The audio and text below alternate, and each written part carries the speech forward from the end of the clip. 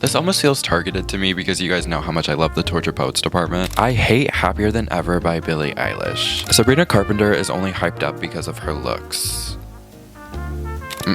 And not in my world. Nothing else on that album really stuck out. Sabrina's new songs are mainly made for the industry, for TikTok to fit the pop demand. It feels a little less authentic than Emails I Can't Send. I actually completely disagree with this. I don't like this one. Hit Me Hard and Soft tour is worse than the Happier Than Ever tour. The Torture Poets department was boring. 2024 was a good year for music. Brat, Hit Me Hard and Soft, CXOXO, all amazing. This is not my reality. Maybe it's your reality. It's not mine though.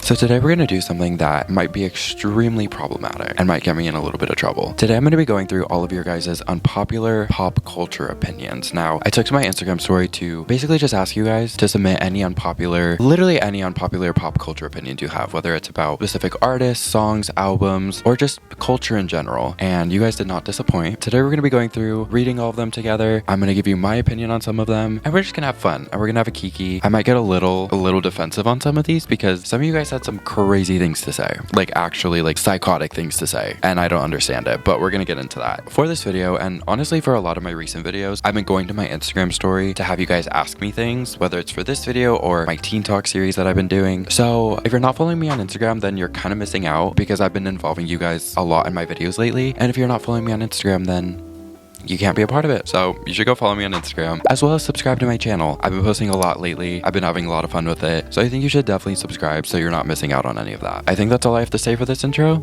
So let's get into it. Okay, we're starting off with a really, this almost feels targeted to me because you guys know how much I love the Torture Poets department. Please don't kill me, but in my opinion, the Torture Poets department is not some great Taylor album. Okay, you guys know. You know I'm like literally the Torture Poet warrior. I love that album so much. I don't even know what to say about this because for the longest time I used to say I understand why people don't like the Torture Poets department, but now I'm kind of at the point where I don't actually get that anymore, and I don't know if it's because I've listened to it so much that I honestly think it's like the greatest album ever made. But to me it does not make sense, and I can't stick to that argument anymore of me saying that I understand why people don't like it, because I actually don't understand why people don't like it. In my head it's like, if you can understand, oh my god, this is gonna be so mean. I'm gonna be so mean in this video. Okay, actually let me just preface that if I come at you, anything I say in this video, it's all love. If I'm coming at you for your absolutely deranged unpopular opinion, it's all love. Okay, so it's all love. We're just having fun here. But to me it's like the Torture Poets department is everything that I love about Taylor Swift. It has some of her best writing of her career. Do I think it's her best sonically or has like the best production of her career?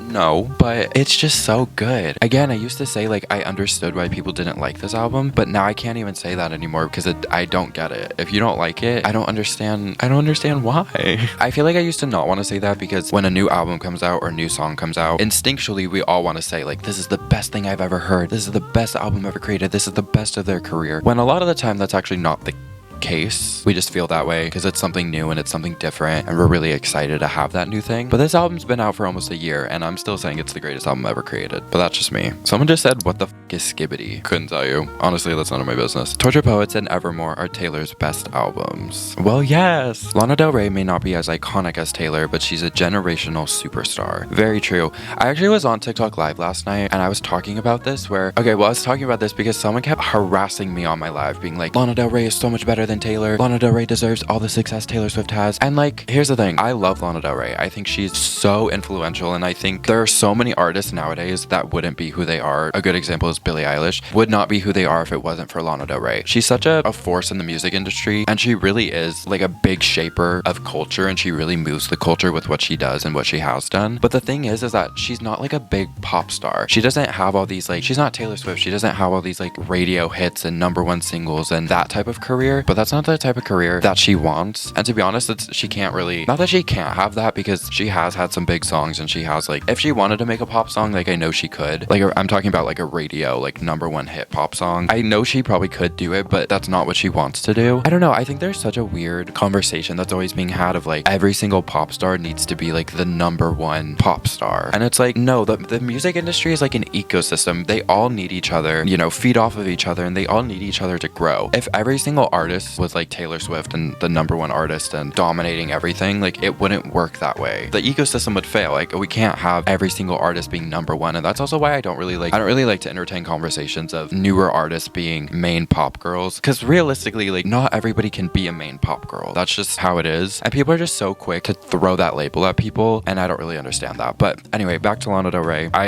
agree with this. She's iconic in her own way. Again, I'm saying this as a Taylor Swift fan, and you guys know how much I love her, but you can't compare Taylor Swift to anybody. Absolutely anybody. It's not fair to the artist you're trying to compare her to, because Taylor, nobody touches her. Nobody touches Taylor in any capacity. Streams, sales, impact, everything. I know people love to compare her to other people, but nobody touches her in literally any way. Hit Me Hard and Soft tour is worse than the Happier Than Ever tour. Set lists, outfits, and especially fan interactions. Interesting. Okay, I talked about this in my video where I ranked every concert I've been to. The Happier Than Ever tour was by far my favorite Billie Eilish concert that I have ever attended. I just loved everything about that show. And like in my biased opinion, I do want to say that Happier Than Ever is better. I do think that the Hit Me Hard and Soft show is probably a better show in terms of like the staging and the lighting and the production and like the show itself. But I think overall experience wise, I do agree Happier Than Ever clears Hit Me Hard and Soft any day. This person mentioned fan interaction specifically, and I think that's really interesting because I think in general, fan culture is just so much worse and has gotten so much worse over the years. So I don't even know if it's like the tour specifically that's the problem. I think it's just fan culture in general is like so horrible now. Concert etiquette is not a thing anymore, and people are just kind of horrible now, but that's a whole other conversation. Sour isn't a really good album to me, but Guts is way better. It's so hard for me to even compare Sour and Guts because they feel like two completely different artists, and I think that's honestly what's really cool about those albums. Sour to me is the epitome of like a 16-17-year-old heartbreak, which is obviously what it was. That's how old she was when she put it out. Whereas Guts does exactly what it was intended to do, which just feels like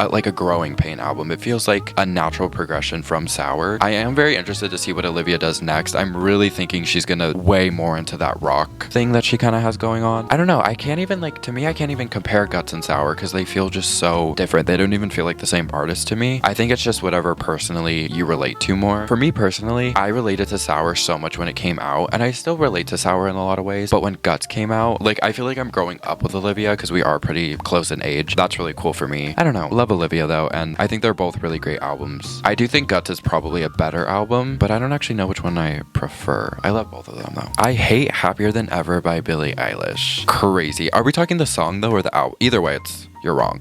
Sorry. That's so interesting. I feel like you're saying the album because I don't understand how you can't like the song Happier Than Ever. That is, to me, that'll forever be Billie's best song. And I don't think I've ever seen anybody say they don't like that song. So, I mean, maybe you're the first person I've seen say this, but you don't like the album. How do you not like an album with Getting Older on it? How do you not like an album with Male Fantasy? How do you not like an album with Oxytocin? Like, I don't like this one. I disagree. Someone said Aftercare is better than Young Forever. No, not in my world. Maybe in your world, not in my world. Young Forever was so ahead of its time, and I do like Aftercare, so let me just say that. But it's, no. This is not my reality. Maybe it's your reality. It's not mine though. There will never be another tour like the Eras tour. So true. It feels unfair to compare the Eras tour to any other tour because you can't compare it to anything else. There's no other tour out there that has had the impact globally, but also like economically. There's never been a tour in history that has literally boosted the economy by billions of dollars. Do you realize how fucking crazy that is? Insane. Literally with every tour stop, we all know this at this point, but like every tour stop that the Eras tour went to, that city's economy was boosted by millions and millions of dollars. That's fucking crazy. There were literally court hearings about the Eras tour in Congress. There were literally world leaders begging Taylor to bring the Eras tour to their country so that she can boost the economy. There's no other, we can't compare any other tour to this. You can't compare it to anything else. Dumb and Poetic is a skip. Not in my house. Not in my house. I will say, out of every song on Short and Sweet, I do think Dumb and Poetic took the longest to grow with me, but it was never a skip. That's crazy. Not in my house. It's not a skip. We play Dumb and Poetic in this house. Madison Beer should be at Olivia Rodrigo level. Okay, I love Madison Beer. I love her so much. I think her music is incredible. I love her as a person. Like, I just think big Madison Beer fan over here. I think she deserves all the success in the world. However, she doesn't really have, I don't know how to word it. I feel like, here's the thing. I feel like people will hear an album that they really love personally, and then they'll compare it to other big artists that are objectively way bigger than the artist that they like, and then they'll say, well, this artist deserves to be as big as this artist. I don't know. I feel like Madison doesn't have, again, I love Madison Beer, so don't take this the wrong way, but she doesn't have a project that I think is strong enough to catapult her into Olivia Rodrigo success. I love all of her projects. I loved Life Support. I thought that was so good. Again, I love her, and this is not hate to her, but they're like, when I listen to Life Support, I'm like, I know why this album didn't blow up and make her like Olivia Rodrigo or Sabrina Carpenter level big. I don't know how to word this. People are gonna get so mad at me. It wasn't a strong enough project, in my opinion, to make her big enough, and it also didn't have a big enough era, which I do understand at the time, like it was coming straight out of the pandemic, so it was probably hard to do so. I think what a lot of people fail to realize is you can have a really good album and a really good song and a whatever, but if the branding isn't there and you don't have a universe built within an era, that's just as important as having good music. You have to have an era, you have to have brand identity on top of having really good music. So I don't know, it's a whole thing, and you know, I'm sure we'll talk about later in this video because I think people had other opinions on similar things, but I don't know, that's just my 2 cents. Hit Me Hard and Soft is much better than Brat. Interesting. Okay, I mean, music is subjective. I personally prefer Hit Me Hard and Soft over Brat, but I know a lot of people prefer Brat over Hit Me Hard and Soft, so I don't like to say what I think is better just because it's a conversation that's never gonna end, because I can sit here and say, well, I think it's better because this and this, but then someone else can just counter my argument and say the complete opposite. So, and neither of us are technically more right than the other person, so it's all subjective. I don't see Taylor touring until 2027 at the earliest. Yeah, I think 2027 might even be like way too soon. I don't know, I'm so interested to see, and I'm not saying this as like a concern because Taylor is she's like a fucking business genius, like I know she'll come up with something. I'm very curious to see what the future for her looks like with touring, because when you make something like the Eras tour, which is the biggest tour of all time and like one of the best, if not like the best concert that we've ever seen, like I don't know how you're gonna top that. I don't even know if she's gonna try to top that or if she's just gonna go back to doing tours for one specific album. I'm very interested to see what is kind of in store with that, but if anything, like Taylor's always the one trying to one up herself, so very interested to see what's in store for that. In terms of like when that will happen, I have no idea. I don't think we'll be seeing Taylor on a stage for a long time, which is honestly fair because my girl needs a rest. Sabrina Carpenter is only hyped up because of her looks.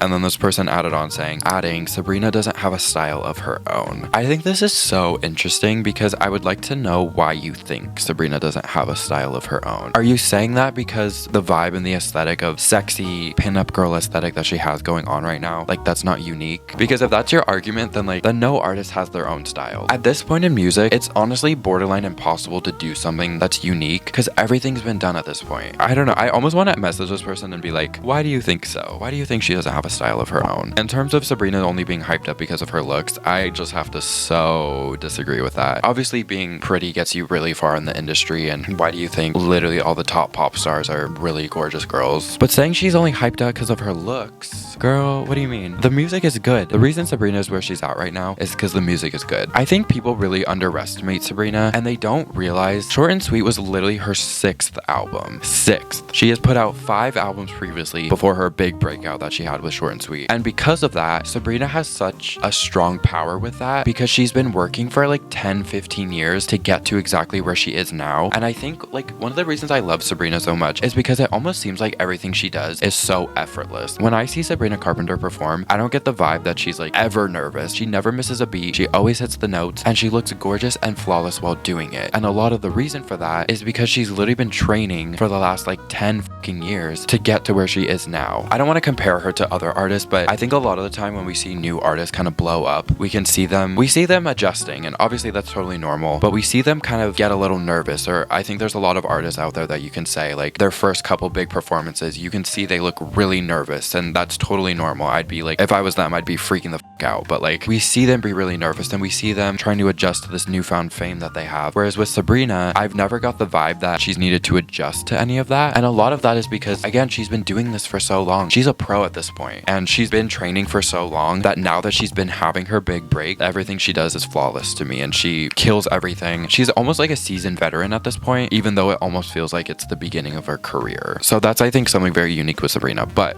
anyway, I digress. I do not think Sabrina is hyped up because of her looks. I think the music is really good. She's obviously connecting with a lot of people. She also just has this sense of humor that no other artist kind of has. So many artists, especially nowadays, are so focused on being like super serious and you need to take me and my lyrics seriously. And Sabrina's like camaraderie. I love Sabrina Carpenter. Number one Sabrina Carpenter fan over here. I think she's a really important figure that we have in pop music right now. So respectfully, I have to really disagree with this one. Someone said I keep trying to come up with one and all I get is I hate straight men. Fair.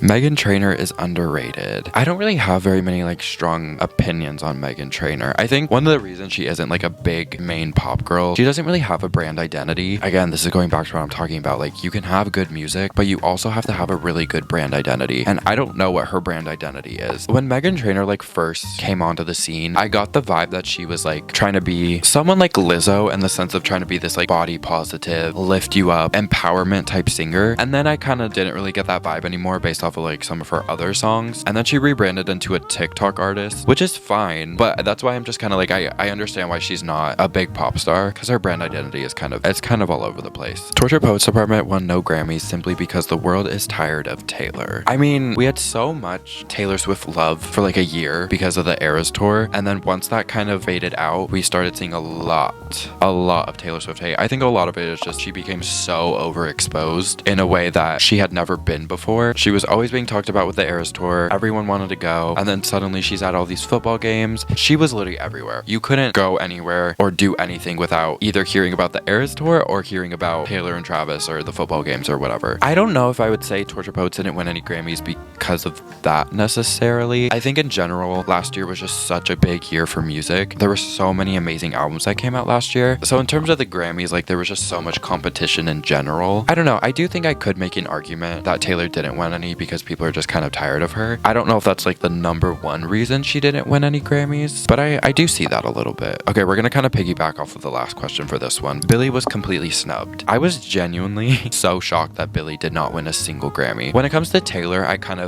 of knew that was gonna happen, and I only say that because I genuinely felt like the only categories that Taylor really stood a chance in was album of the year as well as pop vocal album and also music video. But when it came to like song and record of the year, I don't think Fortnite really stood a chance against a lot of those other songs. I did think that there was maybe a chance that Taylor was gonna win pop vocal album or even album of the year, but I knew Beyonce was gonna win that one. When it comes to Billie though, I was so surprised. If you would have told me that Billie wasn't gonna win any, I would have been like, I do agree that Billie was snubbed. I am so, to this day, I'm even like, I can't believe she didn't win any. That's so insane to me. Because I'm like, I don't even know how Taylor and Billie both didn't win Grammys. Torture Poets and Hit Me Hard and Soft were literally the two biggest albums of last year. Hit Me Hard and Soft was, I think, the second most streamed album of last year and second in sales. And also just like that album was huge and everybody was talking about it and listening to it. And then Torture Poets was obviously number one in everything. Nobody will ever touch Taylor when it comes to sales and streams. So Taylor has no personal style and that's okay. We love her for it. It can get a bit unhinged though. Honestly, I kind of have to agree with this. I don't know, with Taylor's like actual personal style, and I'm talking about like when we see her with Travis like walking out of a restaurant, like what she's wearing. It's not that I think her style is bad, I just like don't know what she's wearing a lot of the time. I can't imagine how it must like be to be Taylor Swift, because I just imagine like her wanting to wear like something black one day, but then being like, I can't wear this because people are gonna think I'm teasing Reputation. It's probably frustrating for her, but that's also, it's kind of her fault because she set the system up. We didn't do that. I do kind of agree with this. I think her style is kind of all over the place, but I love her for that. Sabrina's new songs are mainly made for the industry, for TikTok to fit the pop demand. It feels a little less authentic than Emails I Can't Send. Emails I Can't Send was way more developed and matched for her. I actually completely disagree with this. Like, completely disagree with this. I love Emails I Can't Send and Short and Sweet, but to me, Short and Sweet feels like the most Sabrina Carpenter thing that she's ever put out. I think a lot of the time people, and this is just my opinion, but I often feel like people think authenticity in terms of music is just being as real and as raw and as vulnerable in your songs as you possibly can, and that's part of it. But the only thing, like, I love Emails I Can't Send, okay, don't get it twisted, but the only thing that I kind of struggle with that album is I didn't know what her goal with that album was. I didn't know if she was trying to be like a main pop girl or if she was just writing this album because she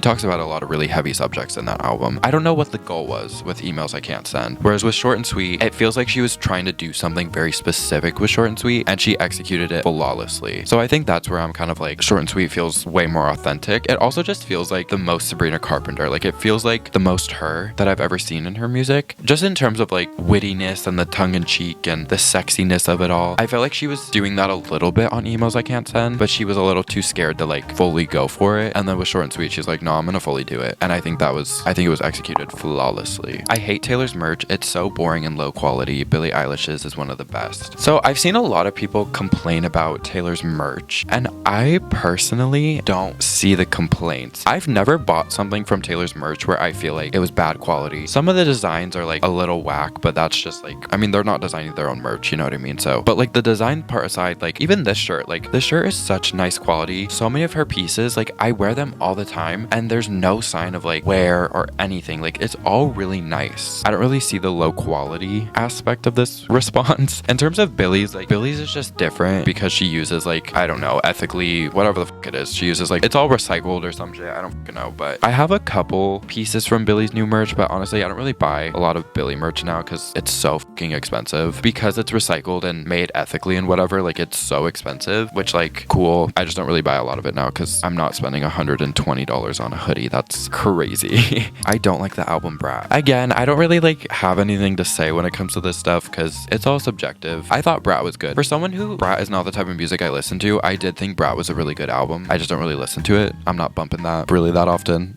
The Grammys are in its flop era. This is interesting. Okay, in terms of like the actual show, I thought the show this year was really good. I thought it was one of the best shows that they've had in recent years. I feel like people say the Grammys are in its flop era because of their favorite artist not getting a Grammy, which I mean that's part of it, but I thought in terms of like the show, I thought the show was really good this year, and I thought they were actually improving based on previous years. Some of the previous Grammys I was like, I don't even know what the fuck is going on, but I actually really liked the show this year. Like I was actually entertained this year for the most part. There were a couple parts that I was like, I don't know what's going on. I don't think Ross Lynch is very attractive. Hashtag don't tell Sabrina. Speak your truth. I think Ross Lynch is, I think he's attractive. I literally made Sabrina's my best friend for anyone who doesn't know. For Christmas, I literally made her a custom shirt of Ross Lynch on it, which I thought was really funny.